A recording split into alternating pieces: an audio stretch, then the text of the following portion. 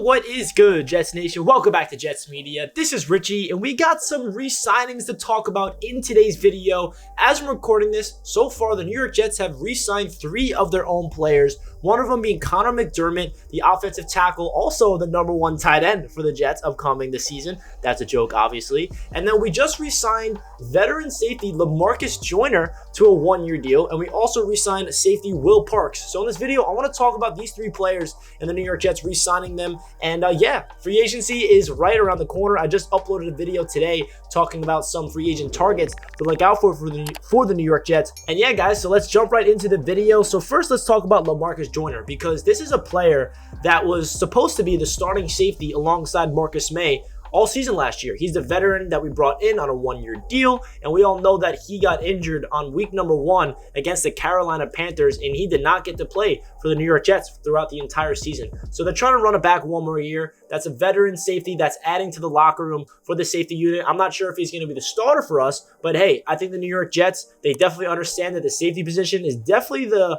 biggest hole on that defense, because we really don't have anybody, especially if Marcus May is walking in free agency. Now that we re-signed Lamarcus Joyner, I was really excited to see what he can do with Marcus May last year, and it's unfortunate because I feel like he really is a perfect fit for the system of Robert Saleh, and we were not able to see anything that he did last year because of the injury concern. So let's hope that he can stay healthy and he can either provide depth for that secondary, or maybe he even starts. Who knows? Because I feel like a lot of Jets fans were optimistic about what Lamarcus Joyner was going to do to the secondary last year until obviously he got injured. So this isn't a flashy re-signing, but I did expect the New York Jets to go out there and re-sign Lamarcus Joyner as someone that would provide depth, someone that can really prove to the Jets organization that, yes, I understand that I was injured all last year, but I still got a lot of gas left in the tank, and I'm a veteran that I want to stick around for 1 more year and prove my worth, that I'm a player in this league that still can make a big-time impact. Because Lamarcus Joyner, if you look at his career numbers, he's a very good safety when he is indeed healthy. He's obviously a little up there in age,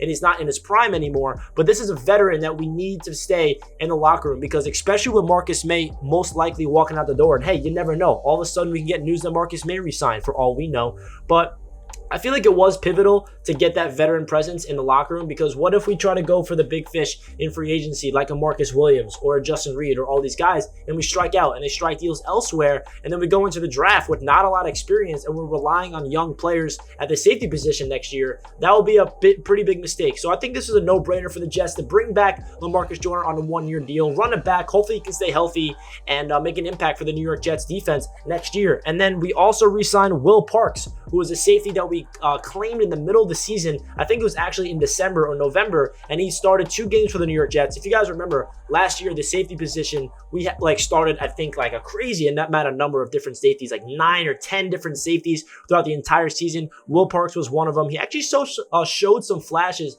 and I feel like I really like what Will Parks brought to the table. So he's going to be a player that's going to be brought back on a 1-year deal. It is going to be a player that's going to be fighting for a job in training camp, fighting to make the roster. You never know, he could be a training camp. He could be someone that makes the practice squad, or he could be a player that makes the final roster and provide depth at that safety position. Because like I said at the beginning of the video, we can all agree that the safety position is the biggest hole on that defense, and we need to add bodies no matter where it is. We need depth because we suffered so many injuries last year. So I think this was a no-brainer as well. Bringing back Will Parks, not the flashiest name, not a player that's going to take this defense to another level, but all it does is it brings depth to that safety unit, a position that does not have a lot of bodies out there right now. And then I'll talk on Connor McDermott. I know that we re-signed him like a couple days ago, but I was not able to talk about it in a video. I did touch on it on a live stream, but just in case you did not hear my thoughts about that, I feel like I should mention it here in this video. So Connor McDermott, I feel like this was a really good move from Joe Douglas. Just another example of providing depth, adding a piece to this offensive line that's been here, understands the system, a familiar face in the locker room. Continuity matters,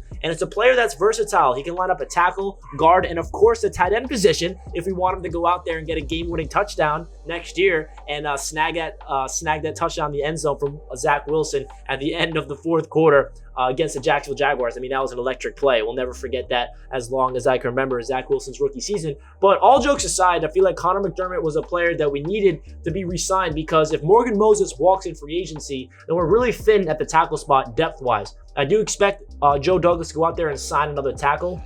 whether that's signing one or getting one via the draft, because we need a swing tackle, because just in case Mekhi Becton or George Fant does get injured, we need someone that can fill in, and obviously Connor McDermott's one of those guys, but I do prefer somebody else ahead of Connor McDermott on the depth chart, just in case one of them goes down, because I feel like Connor McDermott, he's a decent player, but I think we can all agree I do not feel comfortable with Connor McDermott out in the field. And best case scenario is Connor McDermott does not touch the field throughout the entire season, because that means our offensive line stayed healthy throughout the entire year. So guys, let me know your thoughts about the re-signing of Lamarcus Joyner, Will Parks, and Connor McDermott. We got a lot of stuff upcoming on this channel, breaking down all the latest news about the New York Jets. So if you guys are not subscribed, make sure you do so. Smash that like button if you guys enjoyed, and comment down below your thoughts of the New York Jets re-signing these 3 players, and your thoughts about Lamarcus Joyner, because I feel like that was the biggest name out of these 3 that could potentially fight for a starting job. I feel like he has every reason to fight for one. I'm not saying he's guaranteed to be our starting safety, but he's a player that was supposed to be our starting safety last year. But remember, he was injured in week number 1, so we never really got to see what Lamarcus Joyner was going to bring to the table. So that does it for this video,